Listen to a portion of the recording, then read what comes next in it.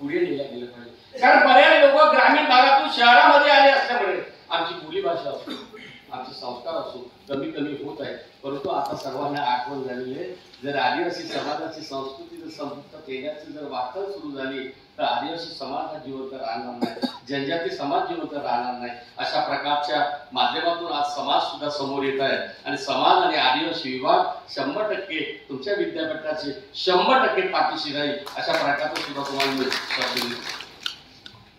आमच्यामध्ये देव असतो, आम्ही देवालाच चालतो. कोण आम्हाला काय म्हणते तो हा सेकंडरी भाग आहे. आम्हाला देवाला फार महत्व आहे. आम्ही देवाला का मानतो? देवानुसार आमची संस्कृती आहे. देवानुसार लग्न होते, देवानुसार ओळख होते. किती काही झाला, किती शिकला असता, अमेरिकेत झाला, शास्त्रज्ञ झाला, राष्ट्रपती कोणी झालं सर, देव पाहिल्याशिवाय त्यांचं लग्नच होत नाही. असं कुठेही नाही. बहीण आणि भावाचं लग्न झालं असं आदिवासी समाजात कधी होतच नाही सर. आमचे देव जे आहे आडनावानुसार देव आम्ही आयडेंटिफाय करतो. उईके आणि 18 मधलं जगातला कुठलाही मुलगा जर गेला आणि मुलीने सांगितलं तर 6 देव होते. केरामाचे 6 देव आहे, 18 6 देव आहे, उईकेचे 6 देव. किती सुंदर मुलगी आणि मुलगा असला तरी तिच्या आडनाव लक्षात येईल तर निश्चितपणे तो माझा भाऊ होते. त्यामुळे अशी आदर्श संस्कृती असल्यामुळे आमची संस्कृती जिवंत राहण्याचं तेच काम आहे. कधी आजपर्यंत सर आमच्या याच्यामध्ये झालं बहीण भावाचं लग्न झालं नाही सर. आज मी 61 वर्षाचा आहे, आतापर्यंत नाही झालं, भविष्यात सुद्धा होणार नाही. एवढी जिवंत आमची संस्कृती आहे. त्यामुळे आमच्या संस्कृतीप्रती ज्या ज्या समाजाचा माणूस असतो त्या समाजाची संस्कृतीबद्दल निश्चितच लोकप्रियता असते. परंतु ही जी असलेली आमची संस्कृती आता समोर या व्यतिरिक्त जे संपुष्टात येत असेल त्याचा आढावा घेऊन आपण समोर काम करावं अशी अपेक्षा करतो. सर आम्ही बडादेव असो, आमचा भीमसेन असो, आमचं ठरलेलं नाहीये, ठरलेले दिवस आहे. आम्ही सर्व अनेक वर्षापासून यांनी काम केलेलं आहे. वनवासी कल्याण आश्रमाच्या माध्यमातून जे काम होते सर्व परिस्थिती त्यांना माहीत असल्यामुळे, नानवरे सरांना सुद्धा माहीत असल्यामुळे मी फार त्या पुढे जाणार नाही. परंतु आमच्या आदिवासी समाजाची संस्कृती जिवंत ठेवण्यासाठी आपण निश्चितच भविष्यात प्रयत्न करावा, आजही करावा, उद्याही करावा अशी अपेक्षा करतो. आणि निश्चितच आपल्या अकॅडमीच्या माध्यमातून आज अकॅडमीची गरज आहे. किशोरराव हा कौशल्य विकास विद्यापीठाने अकॅडमीची गरज आहे. बरंच शिक्षण झालेलं आहे. शिक्षणाबद्दल आपण काही म्हणत तुम्ही आपण सर्वजण व्यासपीठावर आणि व्यासपीठाच्या समोर बसलेल्या शिक्षणाचं महत्व माहिती आहे. आपण शिक्षणाचं महत्व सांगू आपण अनेक वर्ष गेलेलं आहे. परंतु आज कौशल्य विकास, कौशल्य विकास अकॅडमीची आज गरज आहे. सूक्ष्म उद्योग आणि लघु उद्योगाची गरज आहे, जेणेकरून त्या विद्यार्थ्यांना, युवकांना, युवतींना, परिवारांना त्याचा लाभ होईल, त्याचा रोजगार उपलब्ध होईल. अशा प्रकारचं अतिशय चांगलं नियोजन तुम्ही करा. माझ्या डोक्यामध्ये कल्पना आली होती. आताच मी एक प्रोजेक्ट बनवायला लावला किशोर भाऊ, NIT नागपूरची आहे, त्यांच्याशी म्हणजे मी एमवाय करायच्या मानसिकतेत होतो. पण आता पासून मन बदललं. सर तुम्ही माझ्याकडे प्रोजेक्ट बनवलेला आहे, बनवायला लावलेला आहे. आमचा युवक युवती सर आमचा स्वभाव कोणता लाजाळू आहे. आमच्या पुढे बोलत नाही, आमच्या पुढेही बोलत नाही. हे समोर बसलेले सर्व चेहरे ओळखीचे आहेत. ते आता कसे तरी आता कधीतरी बोलायला लागली. भारताला स्वातंत्र्य मिळाल्यानंतर आणि बाबासाहेबांचं संविधान स्वीकारल्यानंतर अशी परिस्थिती आमची आहे. कारण आम्ही फार प्रामाणिक आहे. आदिवासी माणूस आणि जनजाती परिवार जो आहे तो अतिशय प्रामाणिक असतो, नम्रताधारक असतो, सन्मान करणारा असतो आणि अतिशय प्रामाणिक राहणारा असतो, विश्वासू असतो. त्यामुळे हे परिस्थिती आली. आता आदिवासी समाज मुख्य प्रवाहामध्ये पंतप्रधान नरेंद्र मोदींनी राष्ट्रपती आमचा महिला बनवली. आता सर्वांना कळलेलं आहे. 8 राज्य केंद्रातही मंत्री व्हायला लागले, महाराष्ट्रात लागले. त्यामुळे आदिवासी समाजाला मुख्य प्रवाहामध्ये आणण्याच्या अनुषंगाने निश्चित प्रयत्न सुरू आहे. सर मी तुमच्याकडे एवढी अपेक्षा करतो विद्यापीठाच्या माध्यमातून आज लोकप्रतिनिधी म्हणून, एक पालक म्हणून, आदिवासी विकास मंत्री म्हणून बोलते वेळी मला एक तुम्ही ज्या पद्धतीनं आदिवासी समाजाच्या संस्कृतीबद्दल, समाजाबद्दल चिंतन आणि चिंता करण्याची जी मानसिकता तुम्ही दर्शवली, आपण चांगला एक प्रोजेक्ट निर्माण करा. विद्यापीठाला असणारी ज्या अडचणी आहेत चर्चेच्या माध्यमातून पूर्ण मला माहीत झाल्या. आपण जेव्हा आपल्या स्तरावर जे प्रयत्न होईल ते निश्चित करा. परंतु मी सांगतो, जबाबदारी सांगतो, आदिवासी समाजाचा आणि आदिवासी विभागाचा मंत्री आणि पालक म्हणून जबाबदारी बोलतो. भविष्यामध्ये मी कुलगुरू महोदय, तुमची टीम आणि मी चान्सलरकडे, राज्यपालाकडे जाऊन आपण हे सर्व यशोगाथा सांगू आणि राज्यपालाच्या माध्यमातून आपण काहीतरी या ठिकाणी मिळवू, एवढा तुम्हाला शब्द देतो. निश्चित. कारण काम कसं आहे, राज्यपाल महोदयांना मी महाराष्ट्राच्या मुख्यमंत्र्यांकडे सुद्धा मी येईल.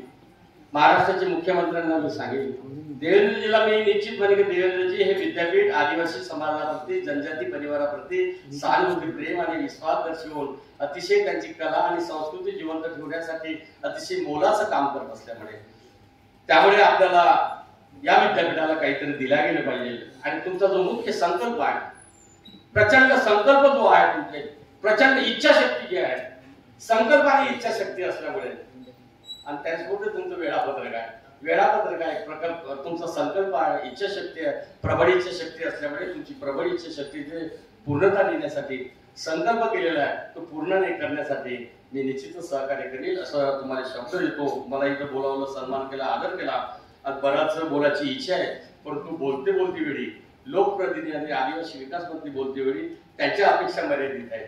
बराच वेळ झाला, भूक लागलेली आहे, आणि भूक लागलेली असल्यामुळे विद्यार्थ्याला खूप जर पिरियड घेण्यामध्ये वेळ आला ते ब्लॅकबोर्डवर नाही पाहत, मग तो दुसरीकडे पाहला.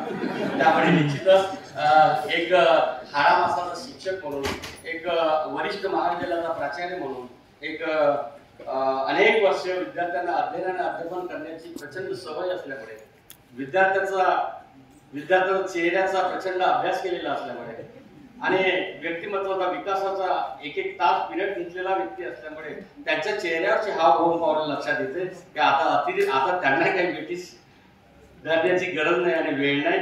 फक्त एवढंच मी अपेक्षा करतो की या विद्यापीठाच्या माध्यमातून, आपल्या विद्यापीठाच्या माध्यमातून आमच्या आदिवासी बिरसा मुंडांच्या विषयावर जो आपण चर्चेचा विषय घेऊन जो कार्यक्रम आयोजित केला, आपण जन्मशताब्दीच्या वर्षाच्या अनुषंगाने जे आयोजन नियोजन केलं, हे सार्थक ठरण्याच्या अनुषंगाने उत्तम नियोजन करा. आणि आयोजन तर केलेलंच आहे, मी तुमच्या पाठीशी आहे. मुख्यमंत्री 100% पाठीशी राहील आणि राज्यपालाकडे जाऊन या विद्यापीठाला जेवढं लागेल तेवढं वेळेसाठी प्रयत्न करेल असं आपल्या सर्वांना आश्वासित करतो.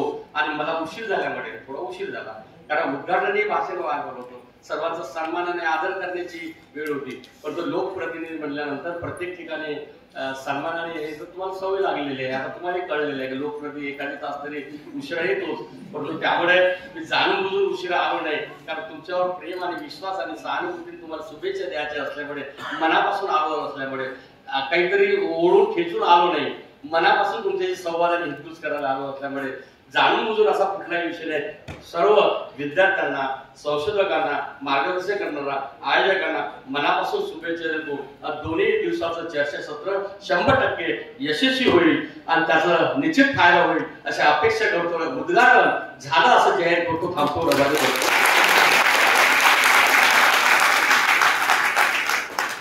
धन्यवाद सर, बहुत ही प्रेरक और समर्पक मार्गदर्शन आपने किया, बहुत बहुत धन्यवाद. सभागार की जानकारी के लिए मैं बताना चाहूंगी कि हमारे विश्वविद्यालय के सम्मान में गौरव की एक कड़ी और जुड़ रही है.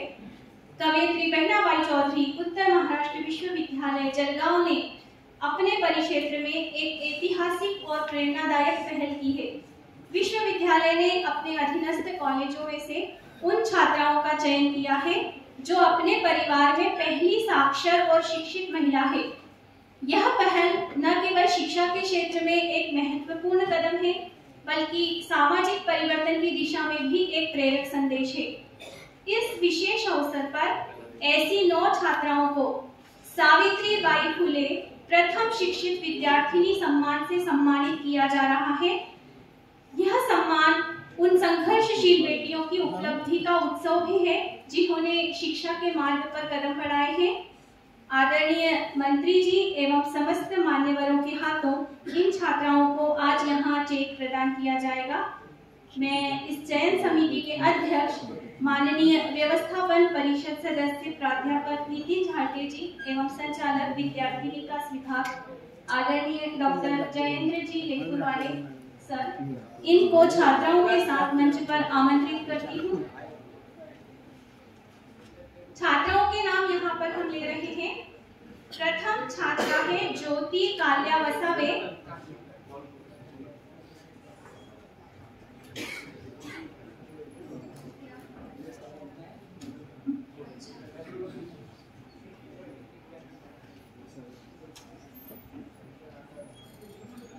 नौ छात्राएं यहाँ पर उपस्थित है सभागार में। इन छात्राओं को आज मान्यवरों के हाथ से चेक प्रदान किया जाएगा। सावित्रीबाई फुले प्रथम शिक्षित विद्यार्थिनी सम्मान।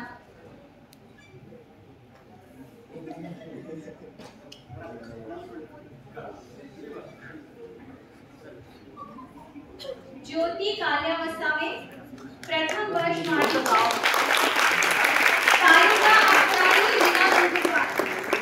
विज्ञान महाविद्यालय धड़गांव। विज्ञान महाविद्यालय धड़गांव की छात्रा है। अगली छात्रा का नाम है आफरीन अफजल खाटी। विज्ञान प्रथम वर्ष की छात्रा है, रानी लक्ष्मीबाई महाविद्यालय पारोला से है। आफरीन अफजल खाटी।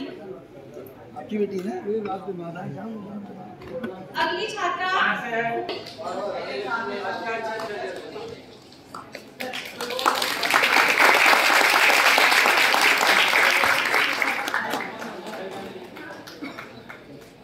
भाविका भट्टू पाटिल।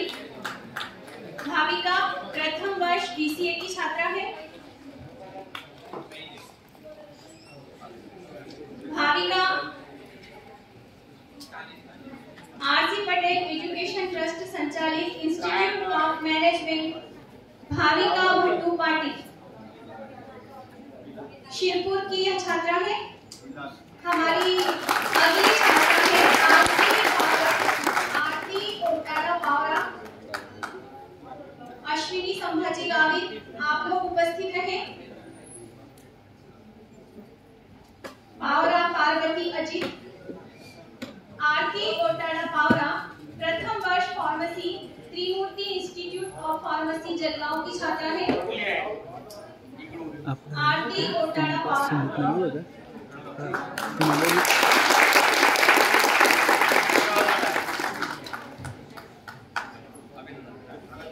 पावरा पार्वती। अश्विनी संभाजी गावित प्रथम वर्ष विज्ञान की छात्रा है। लोक नेते माणिकराव गावित महाविद्यालय विसरवाड़ी तालुका नवापुर। अगली छात्रा है पार्वती पावरा। पार्वती पावरा उपस्थित है। वर्षा पार्टी। थोड़ा खतरनाक लगा। पार्वती पावरा, वर्षा पार्टी तथा निशा वसावे, इन तीनों छात्राओं को मैं यहाँ आमंत्रित कर रही हूँ। पार्वती पावरा, वर्षा पार्टी, निशा वसावे।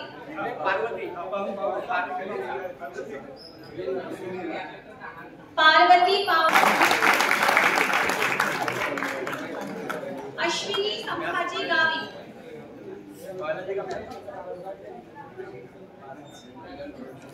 अश्विनी संभाजी गावी। हाँ, पार्वती अजित पावरा।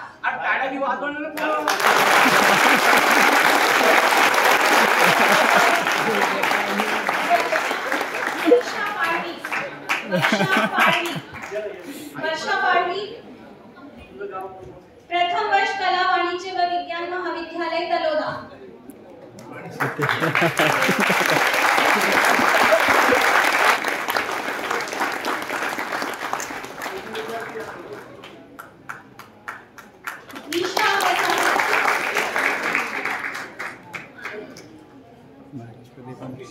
निशा वसावे।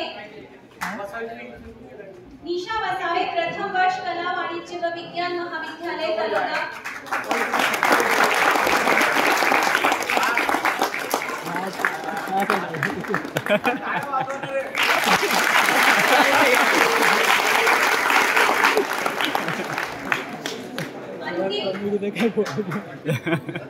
अंतिम छात्रा है पल्लवी धर्म सिंह गारेला। हाँ हाँ